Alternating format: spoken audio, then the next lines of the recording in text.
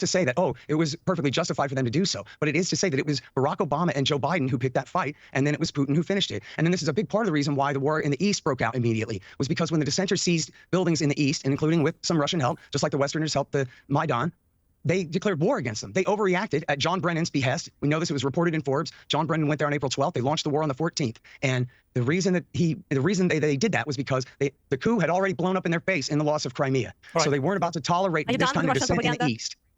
It's not Russian propaganda. I'm a Texan. I don't even read Russian or know what the Russians say about this stuff. Oh, this sure, is the history of the world. I speak Russian. That's my.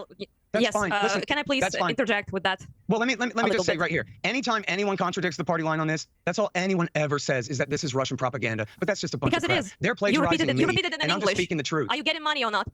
I'm just wondering, break, you know. lady. At least they pay you. That really is all you have, because you can't contradict any of my facts. So you have to come up with this nonsense. I can contradict everything you said. I participated in my. No one in America cares about Russia at all, lady. Nobody in America cares about Russia. Back in the days of communism, there were communists that did. Can I please have a word? This person spoke quite a bit. We had given him a rooper to repeat Russian talking points and lies, blatant lies. So, you know, okay, well, Scott, let Anna just respond to what you were saying, Scott. I'm interested to hear a lot of bullshit was said, so it's kind of difficult to counter everything. Basically, it was not a coup.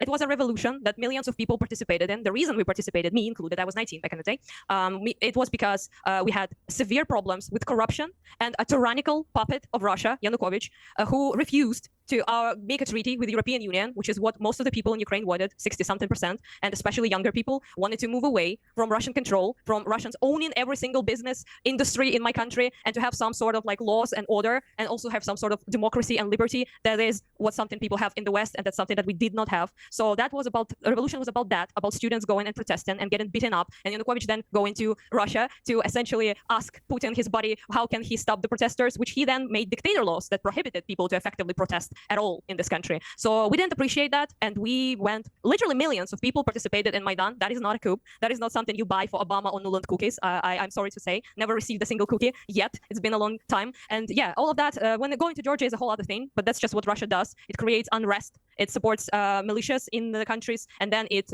basically floods them with weapons, and also applies its own soldiers to annex territory by the guise of protecting Russian speakers or any of that. Scott is a master, I believe Scott is the name, right, here, but I am a Russian speaker from Eastern Ukraine. It's about as east as it gets in Kharkiv, and I didn't require their protection. I was never prosecuted. What they did is that they attacked us under the guise of protecting Russian speakers that were never prosecuted in this country, because half of us literally are Russian speakers. We have been Russified back in the day by Russian Empire. So yeah, this war is not about you. I'm sad to say some things are not about America. This war is about our very long time, centuries-long oppressor trying to thrust us back under their control. And we didn't want that. People in Georgia don't want that, if you can see it by now, currently, by the revolution and the protests going on in the country, exactly for the same reason, because their corrupt Russian puppet government refused the people's will to be part of Europe. So it was never about NATO, because we never discussed joining NATO until Russian invasion. It was never even a conversation in Ukraine about joining NATO.